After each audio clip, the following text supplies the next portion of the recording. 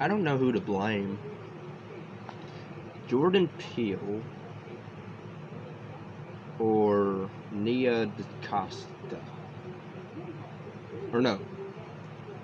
When Ross... Yeah, her, because she wrote as well. Co-wrote this, so...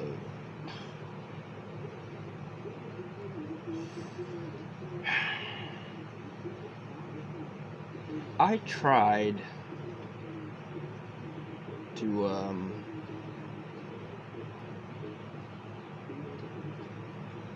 okay. So, yeah, this is directed by Nia DaCosta, and also co-written by her with, Jordan Peele, who did Get Out, which I love, enjoy. Us was a sophomore, tried at... Yeah, I don't know what he was trying to do with that. I guess the twist right at the beginning, which is like, wow, midway at the beginning. I made a joke while I was watching the movie, and I somehow called it, and I'm like, wow. Plus the ending was whatever, twist is like whatever. This, I mean, the 1992 Candyman, you know, I grew up with Tony Todd as Candyman. I didn't see I saw, I think, the second one, Farewell to the Flesh. I believe the second one is called. But the first one, I don't mind. Not really a big fan of the character, really. Tony Todd is good in it, but, you know. I do like the idea behind it of, you know, the social commentary stuff. This one tries to almost, I don't want to say overdoes it, but it's like all white people are bad, I guess, in this. It's trying to say, or douchebags and mean, I guess. Because, okay. So, yeah, it's this one, and again, they want to hype up Tony Todd returning as Candyman, and Virginia Madison, even though she doesn't appear at all in the movie. So I don't know why it says reprises her roles. Oh, she's in a voice recorder. Her voice is in a voice recorder, so I guess that's why. So she is part of the movie. Okay. I mean, not really. I do like the fact that it is a direct sequel to the first film. Which I was also thinking, do you really need to watch the first film to even watch this one? Because they do go over pretty much what happened in the first film, so almost really you don't even need to watch it. To me, I would say you can if you want to see like the original like guy that played Candyman, because I think he did it way better than what was going on here. Because this one, wow, okay. Also, I didn't watch this in the theater. I saw it. I'm not gonna say how, but I saw it, and it wasn't in good quality. I'll just say that. It was in okay quality, not good, but okay. So I guess the movie would. I'm gonna just assume the movie was shot really good, really well. Jordan Peele doesn't, you know, disappoint in that. The acting overall is good. Characters, I want to say the characters were fine. Well, really, I didn't really care about anybody, come to think of it, at the end of the day, because of what happens in it, which I guess I'm going to spoil the movie, because why not? So 3, 2, 1, I'm spoiling. You don't want to know what happens in it, then don't watch this review until you've seen it. But yeah, pretty much what happens, Tony Todd comes in at the very end and says 2 words: tell everyone. And then he disappears, and then it just ends with the lead girl just staring, and then it cuts to black. And I'm like, screw this movie. Because again, it tries to be, you know, I don't know who came up with this stupid quote, woke, which I know what it means and all, but to me it just sounds stupid. This movie's woke. Like, I never cared for that type of slang talk or whatever it is today. Like, it's self-aware of, like, problems with, you know, racism and all that, and so it does try to talk about that, but then it tries to do other things with that. Again, if I'm giving the movie positives, I would say it shot well. I did like some of the stuff they did with the Candyman character, or really just one scene where our lead is looking in the mirror and he's startled by a woman, and like he sees in the back, but then he looks at her, but like somebody's in the back room, and it's like I almost didn't even catch that, but it was a cool quick, it's like a quick thing where you see Candyman like in the background, even though he's in the mirror, but she can't see him, but the guy Anthony, our lead, can see him, who we find out is actually the baby of the first film that Candyman took. Which, again, I like the first one, but like it tries to play mind games with you, which I didn't like, because then midway they just straight out say, oh yeah, Candyman's real. Like, there's no other way of arguing he's not, because they show him caring for the baby in the movie, in the first one. But this one it's basically this guy Anthony, who's like a visual artist living in Chicago with his girlfriend, an art gallery director she is, and pretty much she has a brother named Troy, who's gay, and he has a boyfriend. I was surprised they didn't die.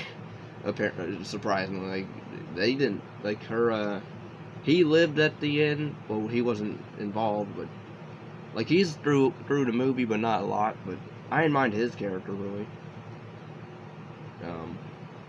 Some stuff that happens in here, like the fact that this Anthony guy's painting is at a crime scene, and the fact that his the crime scene says like a quote, I believe, from his painting.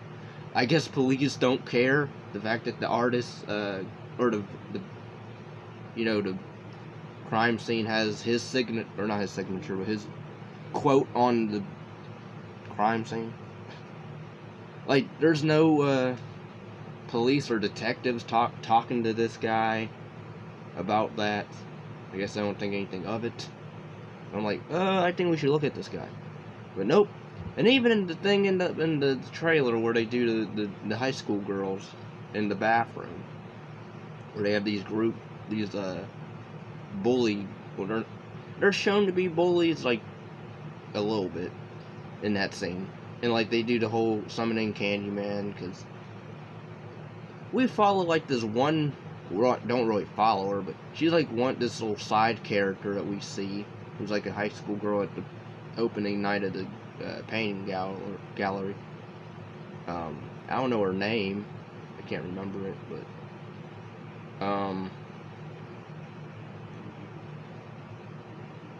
I can find it. But then again, I wouldn't even remember what her character's name is, so never mind. But this one high school girl that we follow a bit for like maybe 2 scenes, really. One's at the opening night of the painting thing at the gallery at their opening, and then at school, what you saw in the trailer, where her and her group of friends summon Candyman, and then they get killed. And that scene is not really gory. Like, it's kind of, this movie isn't really gory like the original, at least. I mean, the original wasn't all that gore. It had, I don't know. Like, the original was fine with its gore. This one doesn't really have a lot of... There's blood in it, but it's not like... You don't see the carnage, really. Much. So it's not really gory. If anything, it's some body horror stuff that goes on, but I didn't understand what was going on with that. I thought that was a bit unexplained. Because, like... he gets bit by a bee... And then his hand starts to swell up and then starts to change. And I didn't understand that. Just because he's starting to, I guess, turn into the Candyman, maybe. Because it's mentioned that Candyman was trying to make him be his victim, even though he wanted Virginia Madison's character, Helen, to be a victim. Also, they do mention her. I guess they wanted to turn her into a Candyman legend or urban legend where, it was really her who went crazy and thought she was the Candyman, and she wanted to sacrifice Anthony as offering. But then, so I sort of liked how they tried to reconstruct that whole event that happened years and years ago. And then, like, that entire, I guess, gathering of people, I guess they all made a pact to not ever speak of it. But then somebody broke a pact, I guess, and spoke the name. And then there's this new urban legend of Candyman, that's not Tony Todd's Candyman, but it's another Candyman that was told about this other guy named Sherman, or Herman. It's not Sherman. It's not from, the monsters. But this guy who has like a hook also for a hand, who's creepy as can be, and I'm sorry if, because pretty much the reason he got killed was because he was mistakenly looked at as the guy that gave this little white girl, I guess, razor blades and the candy, because I guess he handed out candy to kids. And they had razor blades, but really it wasn't that guy that did it. It was another guy that they had to go actually get. But the Sherman guy died anyway, because the police just went in there and guns blazing and didn't arrest him. They just killed him right then and there. And that's a flashback at the very beginning, because then the character that we talked to is a laundromat man, who's actually that kid that met Sherman, who tells the story of Sherman, who's basically his Candyman.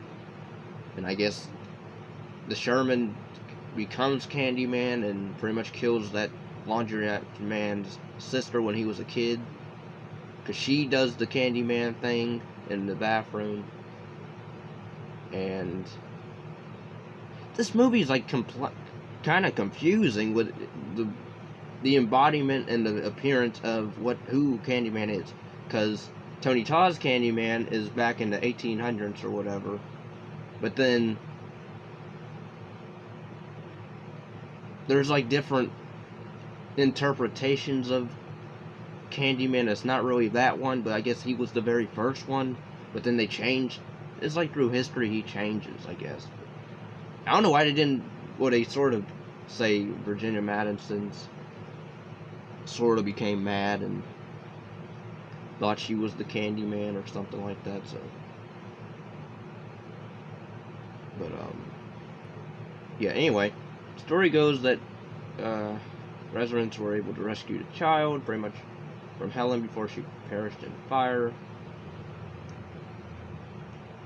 Despite for a creative spark to turn his career around, because pretty much he's failing of trying to come up with art ideas, original art. He decides to latch on to the story and roams around the place where this all happened in the last movie. William Burke, who's a laundromat owner guy, he introduces him to the story of Candyman. When Burke was a child, he had a frightening encounter with Sherman Field, a hook-handed man whom the police believe was responsible for razor blades and candy. and pretty much they killed him.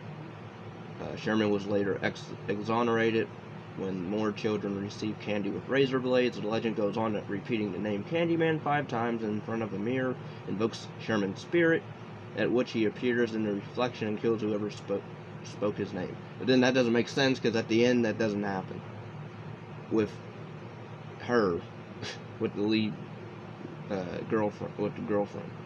Inspired by this, Anthony develops an art exhibit, or not exhibit, but he develops some type of art addiction to it around the legend of Candyman and showcases it at Rihanna's gallery, his girlfriend, but is dismayed when he does not get the kind of reaction he was hoping for. That night, one of Rihanna's co-workers and his girlfriend are slaughtered by Candyman after saying his name 5 times in a mirror. Their bodies are discovered in the morning by Brianna. More people were killed after repeating Candyman's name, including art critic and a group of teenage girls. Yeah, these people are all stupid for trying it. Although it seemed, I guess the critic, the art critic lady, who was she was mean to our lead because she talks bad about how something to do with black people and him. So she was, you can tell, I guess, a bit racist. I did like the fact that Candyman's is actually in the reflections, and not really he's not really physical in the real world, but then he is. It seems, I believe. Like, you can see him interact with stuff in the reflection, which is cool. I didn't understand when our lead Anthony sees a reflection of Candyman, though, and it's him mimicking, like, every time he moves in the reflection. I didn't understand. Was he Candyman that moment? But then it's weird, because then he leaves that art critic snob lady's apartment, and then I did like that shot where the camera slowly pans back, and we see her get flung around in her apartment.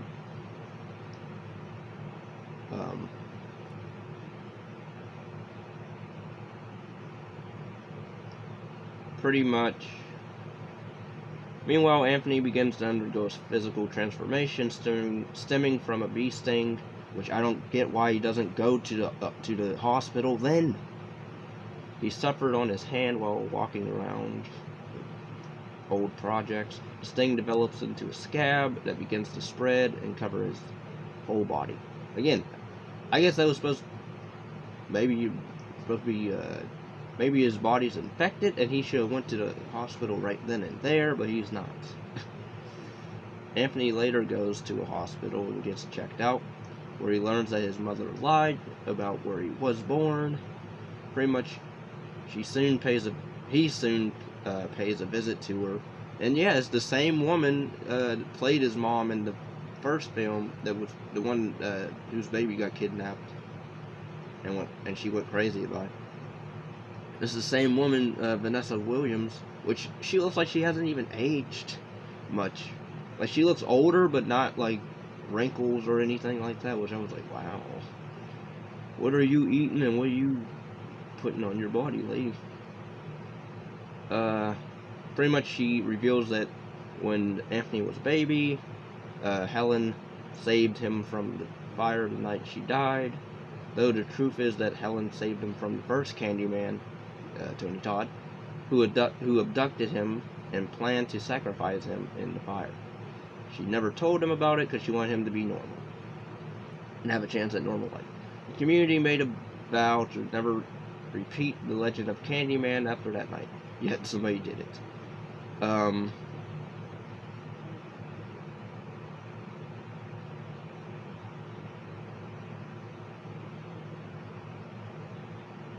pretty much, he wanders off after hearing this. I guess he's whatever. Like, I don't know what to do now. I know my origins. Concerned about Anthony, Brianna recalls him mentioning that he first heard Candyman about Candyman from that laundryman, and so she gets kidnapped by the laundryman, Batman. Brianna subdues Brianna and takes her to an abandoned church. There we get what's going on really, which is Anthony has entered some type of almost catatonic state. His body continues to deteriorate. Burke reveals that not only did he witness police beat Sherman to death, he also saw Sherman return later as the Candyman, after which he butchered his older sister when she summoned him in the bathroom mirror of their apartment.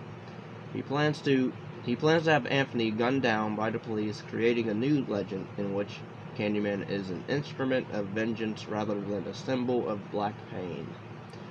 Suffering to complete Anthony's transformation, he cuts his right hand off and replaces it with a hook.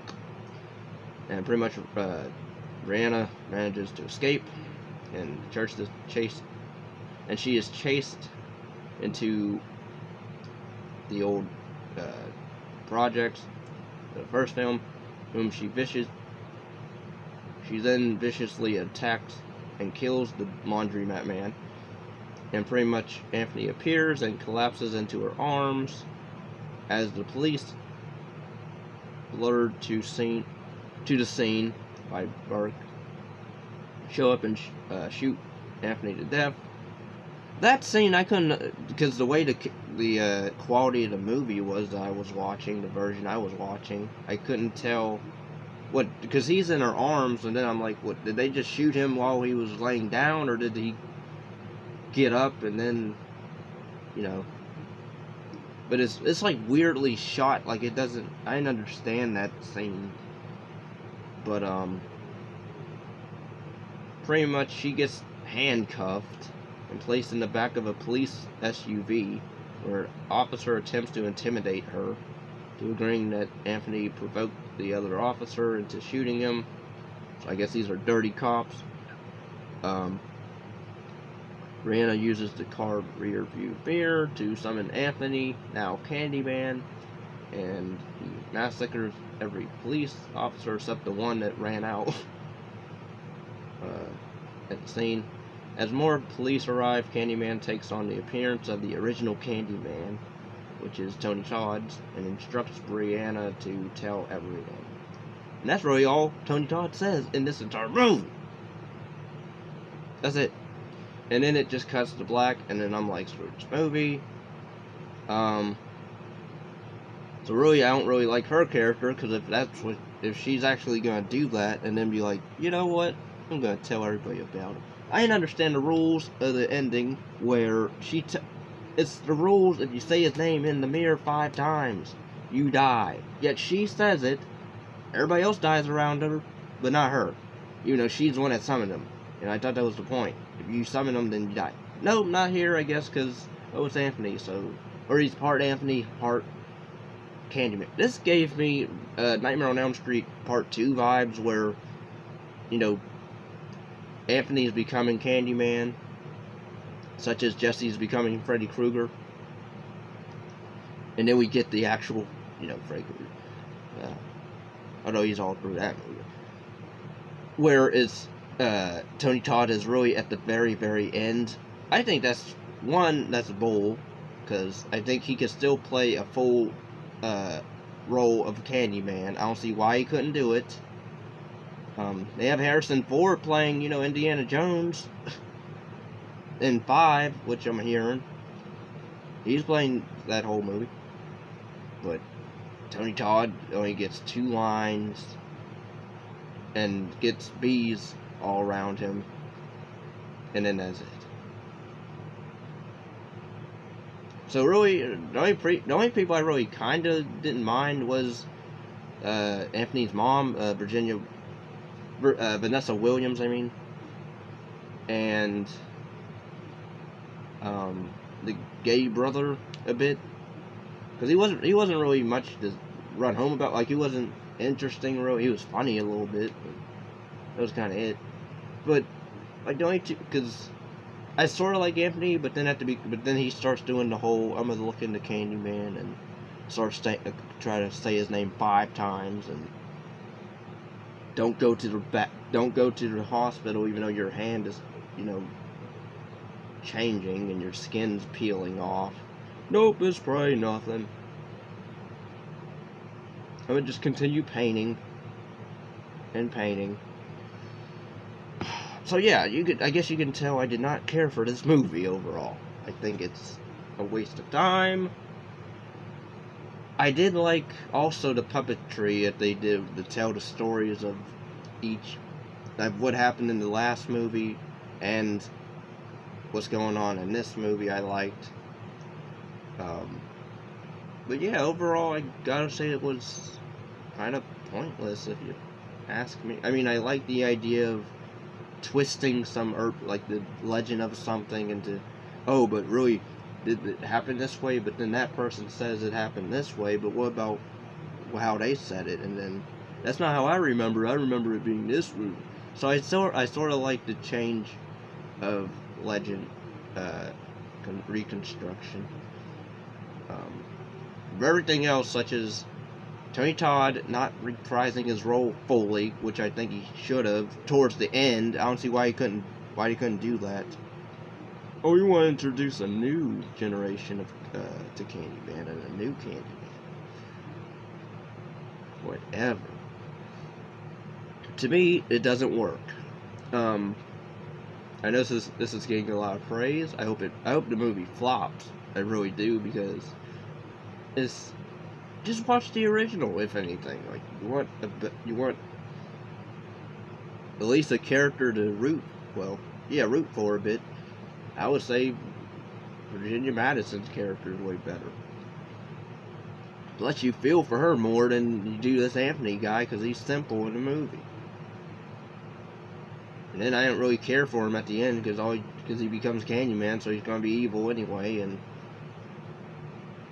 I didn't care for the girlfriend, because then she is okay, I guess, telling people about what happened, and she's gonna repeat his name. So it's like to people. So can't really care for her because she's just as bad now. But yeah, overall, I didn't like this film that much. Some stuff is interesting, but overall, it's a forgettable film. Just watch the first film. And yeah. Thanks for watching. Peace and love.